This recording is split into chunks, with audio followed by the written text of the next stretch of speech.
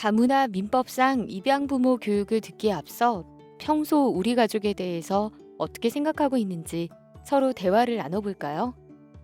화면에 제시되는 활동을 배우자와 함께 진행해 보겠습니다. 우리 가족을 소개해 봅시다. 먼저 우리 가족의 모습을 그려봅시다.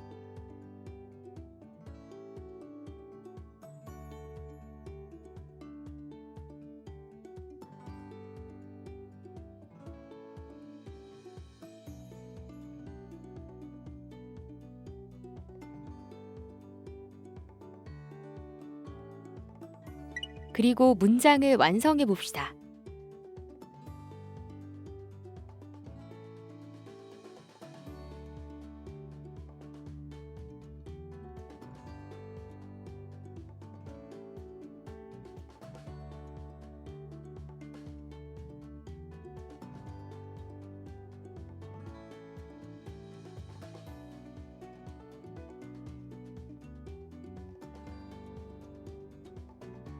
우리 집에 가족이 함께 모이는 시간은 언제인가요?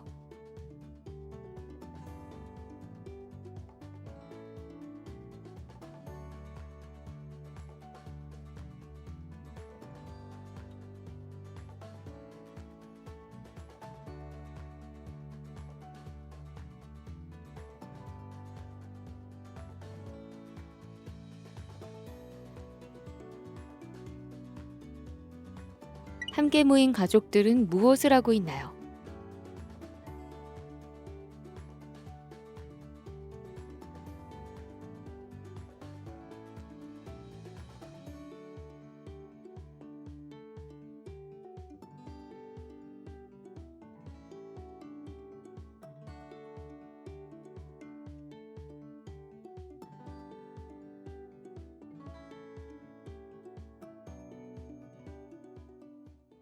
가족에게 자주 하는 말은 무엇인가요?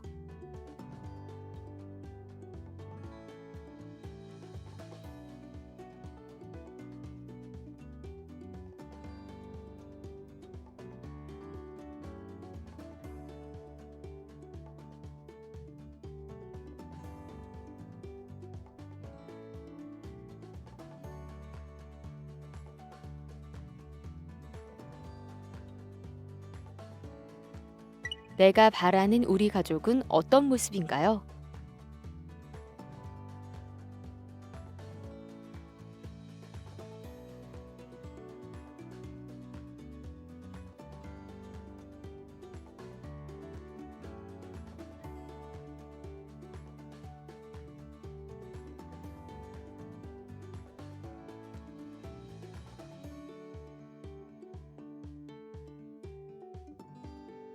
입양 자녀에 대해 얼마나 알고 계신가요?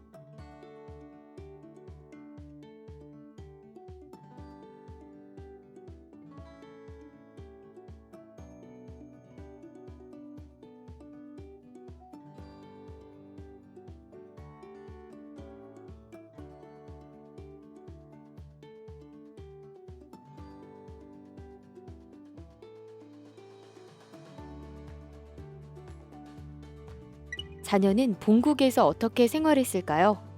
보고 들었던 자녀의 생활을 적어보고 함께 나눠봅시다. 네, 익숙했기에 외려 잘 몰랐던 서로를 더욱 자세히 알아보는 시간이었습니다. 다음 활동도 함께 해볼까요? 이제 본격적으로 전문 강사님의 교육 영상을 시청하겠습니다. 듣기 편한 자세로 앉아서 컴퓨터 볼륨을 키우고 집중해주세요.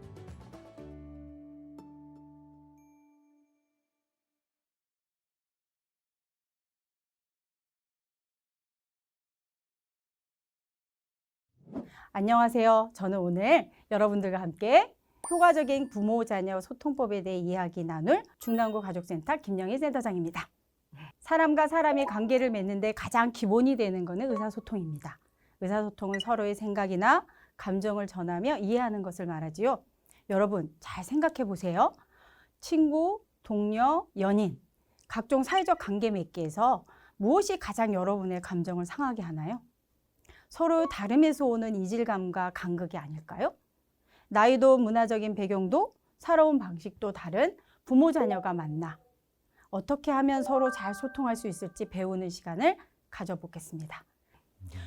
오늘 저와 함께 해줄 중도 입국 입양 자녀를 키우는 가정은 저마다 고민을 안고 있습니다. 소개해 드릴게요.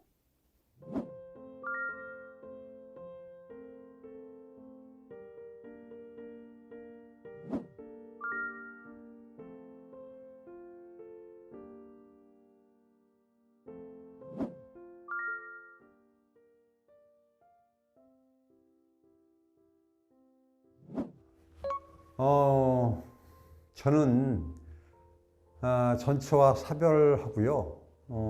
일본에서 지금의 아내 만나서 재혼했습니다. 그리고 저는 자녀가 없고 우리 아내한테는 7살 난 아들이 있어요.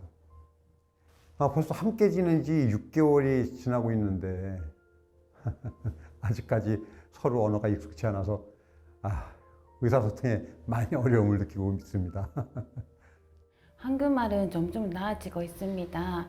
하지만 남편과 아들이 대화가 되지 않았을 때 옆에서 보면 속상하고 답답합니다. 저 같은 경우는 예의를 중시하는 편인데요. 특히 저희 아이는 중도 입국 입양 자녀이기 때문에 어딜 가나 주목을 받을 수밖에 없죠. 사람들이 뭐 그렇잖아요. 일반 아이들과 다르니까 좀 집중이 될 수밖에 없는데, 그래서 그런 시선이 신경 쓰여서 아이에게 더 엄하게 훈육을 하게 되는 것 같아요. 아이 입양한 지가 한 1년 정도 됐는데 어쩔 수 없이 그런 상황 때문에 훈육을 하고 나면 큰 상처를 준 것 같아서 좀 마음이 안 좋고 죄책감에 빠질 때가 많은 것 같아요. 이제 재혼 6년 차입니다. 이제 한국어 문제나 경제적인 부분은 예전보다는 많이 좋아졌습니다.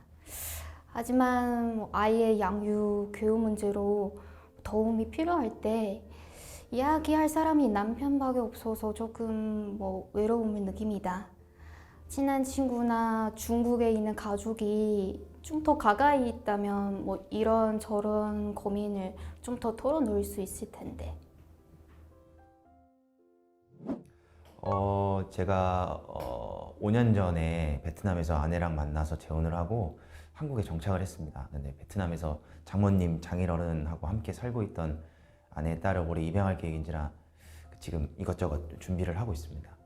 올해 아이가 한국으로 오는데 남편과 소통에 문제가 있지는 않을지 걱정도 돼요.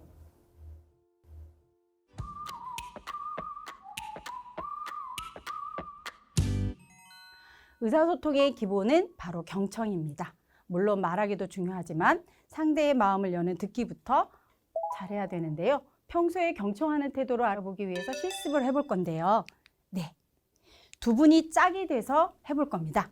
우리 먼저 두 분이 손을 두고 가위바위보. 빨리 손 드세요. 손 들고 얼른 가위바위보. 가위바위보. 예, 가위바위보. 어느 분이 이기셨어요? 우리 이기신 분 먼저 할까요? 아니면 진 사람부터 할까요? 우리 어느 게 할까요? 이긴 사람 먼저 할까요? 예, 그러면 이긴 사람은 어떤 거를 해야 되냐면요. 한 사람은 안대를 끼고 볼펜을 들고, 그 다음에 한 사람은 우리 여기서부터 A부터 C까지 요 선을 넘지 않게 이렇게 잘 설명해 주시는 역할을 할 거거든요. 예. 말로만 딱 설명을 해주시는 거예요. 말로만 설명을 해주셔야 합니다. 네, 우리 그럼 시작해 볼까요? 오른쪽, 조금 더 오른쪽, 더 오른쪽. 이제 조금 더 올라와요. 맞아요, 올라와요. 밑으로. 좋아. 계속해서. 지금처럼. 어떻게 설명을 해야 되지? 나도 집중을 해야 될 것 같은데. 이렇게 할게요. 이렇게 오른쪽 보고 이거. 왼쪽. 아주 오른쪽으로 가세요. 아니야, 또 내려갔어. 어떠셨나요? 이 실습 해보셨는데 말하는 것도 그렇고 듣고 따라서 그리는 것도 쉽지 않으셨죠? 네. 제가 느낌을 좀 여쭤볼게요. 아까 안대를 끼고 하셨는데 어떠셨어요? 네, 아내가 한국말이 좀 능숙하지 않다 보니까 저도 그림을 좀 이상하게 그려진 것 같아요. 아, 그러셨어요? 네. 그러면 우리 설명하셨던 네, 어떠셨어요? 아, 좀 답답한 부분이 있었죠. 제 나름 열심히 설명했는데 네. 위아래 뭐 정확하게 설명해도 뭔가 제가 원하는 것과 다르게 움직이니까 좀 답답한 부분이 있었어요. 네, 맞습니다. 네. 제가 이 실습을 하는 이유가 바로 의사소통에서 가장 중요한 두 가지가 여기에서 이제 제가 말씀을 드리고 싶은데요. 첫 번째, 우리 말씀하셨던 이제 그리는 것, 그러니까 그리는 사람한테 이제 설명을 하셨던 분의 심정을 조금 생각해 볼게요. 왜냐하면 여러분들이 이 설명을 하는데 잘 안 따라주잖아요. 그렇죠? 그러니까 막 답답하시죠. 네. 답답하시기도 하고 왜 이럴까? 응? 왜 자꾸 딴 데, 응? 다 나가지도 않고 잘, 그쵸?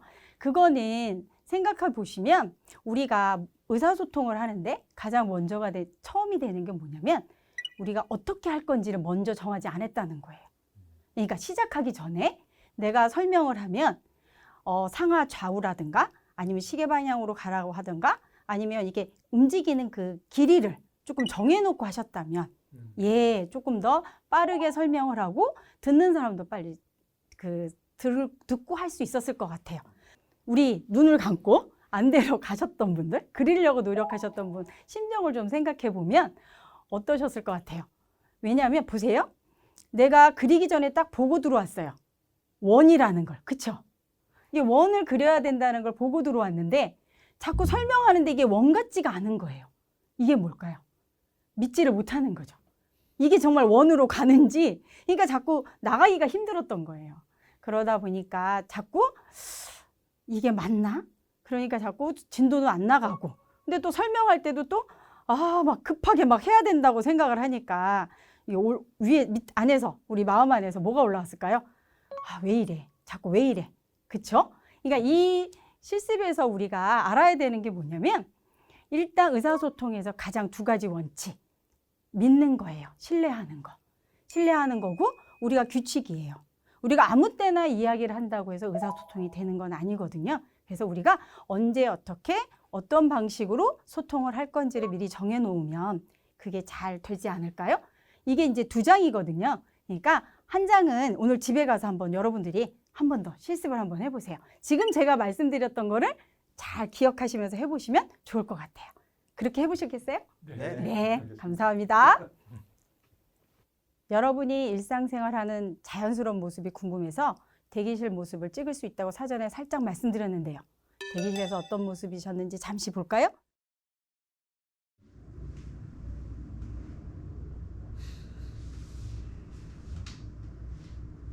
아빠, 我想看照片。我想看. 이거 말하는 건가? 快点儿，你想看什么？我刚看配的。 아, 방금 찍어둔 거 보여주려고. 아, 사진. 사진. 잠깐만.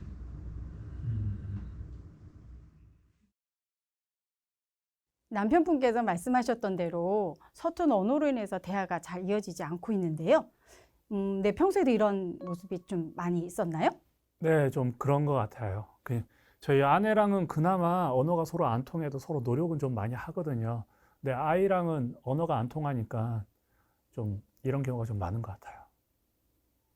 네, 그럴 때가 종종 있으시죠? 순간 당황스러우실 때도 있었을 것 같아요. 그렇죠? 네, 그렇죠. 특히 사람들 많은 데서 서로 언어가 소통 안 되고 이럴 때는 좀 많이 당황하기도 하고 그런 것 같아요. 의사소통에서 제일 중요한 것은 상대의 말을 경청하는 듣는 것이거든요. 경청은 아이의 말을 진지하게, 겸손하게, 그리고 내가 자녀의 말을 잘 듣고 있다고 이렇게 끄덕끄덕 이렇게 알 수 있게 해주셔야 되거든요. 경청하는데도 방법이 있습니다. 모르셨죠? 첫째, 자녀의 눈을 보고 이야기해 주세요. 다른 데 보고 이야기하지 마시고요. 눈을 보고 이야기하는데 집중해 주셔야 돼요. 왜냐하면 자녀가 하는 이야기에 부모님들은 변명거리를 생각하느라고 아이의 이야기를 집중하지 못할 때가 있거든요. 그러시면 아이의 이야기를 다 들을 수가 없습니다. 둘째, 귀를 열고 이야기하세요. 자녀가 이야기할 때 우리 부모가 의심하는 마음을 가지고 있으면 자녀의 이야기를 다 들을 수가 없습니다.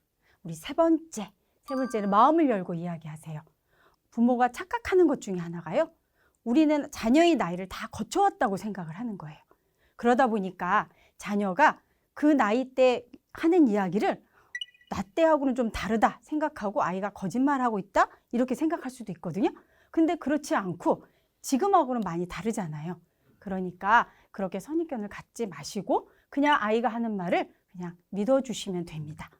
이게 정말 중요해요. 그 다음에 네 번째, 제일 중요한 겁니다.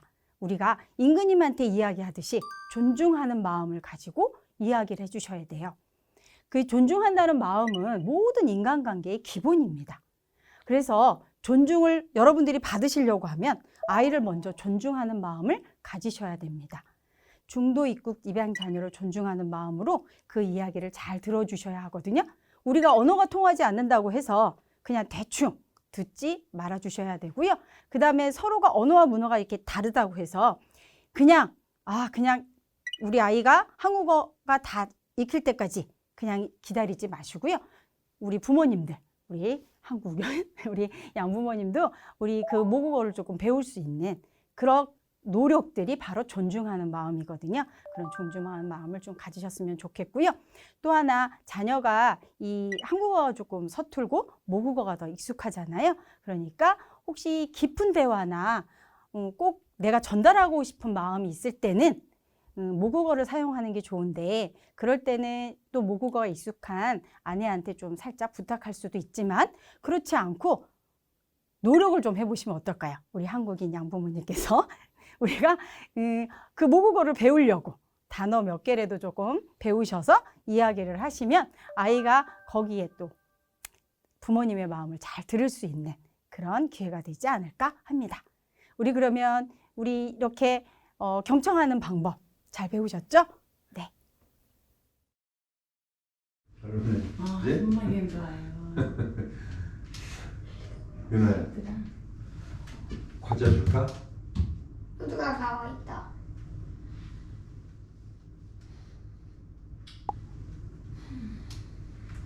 배고파?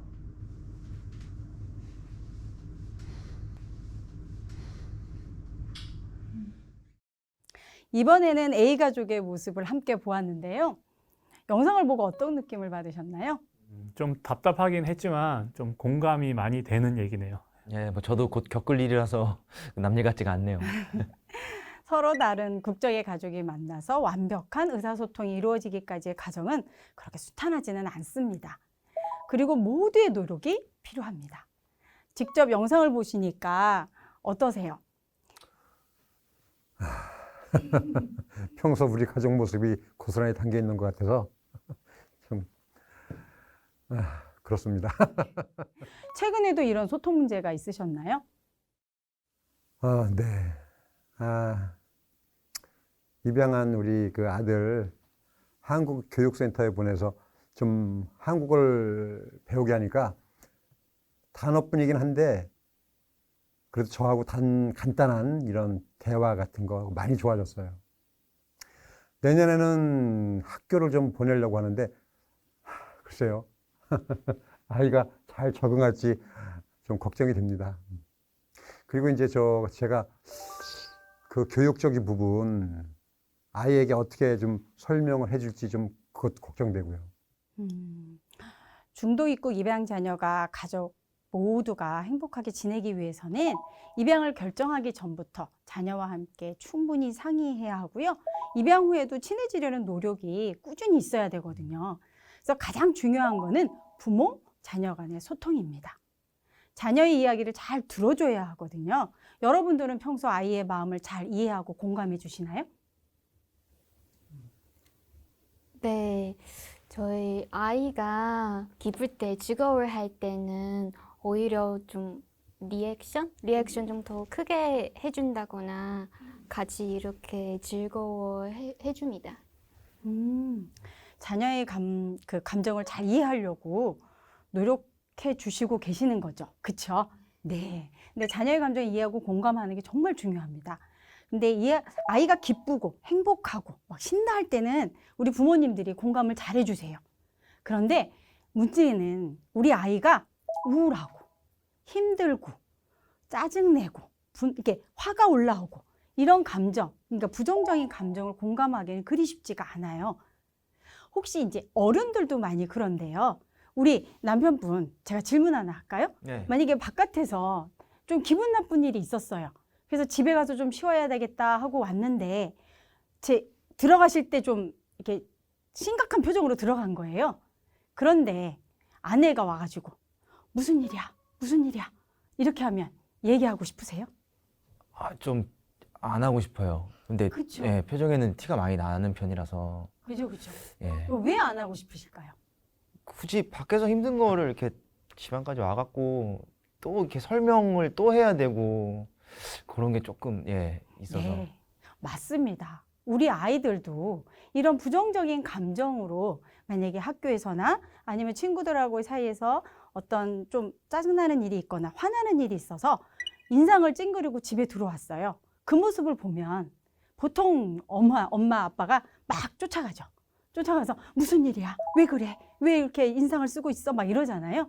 그래서 이런 부정적인 감정일 경우에는 조금 기다려 주셔야 돼요. 왜냐하면 아이도 편안한 집에 들어와서 그 감정을 조금 소화할 수 있는 시간이 필요한 거거든요. 그래서 그런 감정을 좀 소화할 수 있게 시간을 좀 주시고요. 근데 아이들은 그렇게 오래 걸리지 않아요. 자기 방에 들어갔더라도 한 5분 안 걸려요. 왜? 거실에 냉장고가 있잖아요. 그러니까 냉장고에서 뭘 꺼내 먹어야 되기 때문에 아이들이 바로 나오거든요. 그럴 때 여러분들이 그렇게 해주시면 돼요. 그냥 이렇게 나왔는데 궁금하잖아요. 또 그쵸? 그러면 누구야? 지금 어때? 힘든 일 있어? 그러면 엄마가 도와줄 일은 없고 아빠가 도와줄 일은 없고 이렇게 물어만 봐주셔도 아이들이 그 감정에 대해서 조금 소화가 되고 나면 천천히 이야기를 할 수 있는데요. 근데 우리가 공감이라는 말은 그냥 아이가 우울해하니까 나도 같이 우울해야 된다 이런 게 아니고요. 아이가 그렇게 우울해하는 이유까지도 알아주시는 게 바로 공감입니다. 그래서 우리가 아이의 마음을 잘 공감해 주시는 게 정말 좋고 더 그거 한 거는 우리 부정적인 감정일 때는 기다려주고 아이가 그 부정적인 감정을 그래도 분명한 건 부모님들한테 얘기할 수 있는 그런 기회를 마련해 주시는 게 정말 좋습니다. 그러니까 먼저 뭐 해 주셔야 된다고요? 시간을 두고 기다려 주셔야 합니다. 네.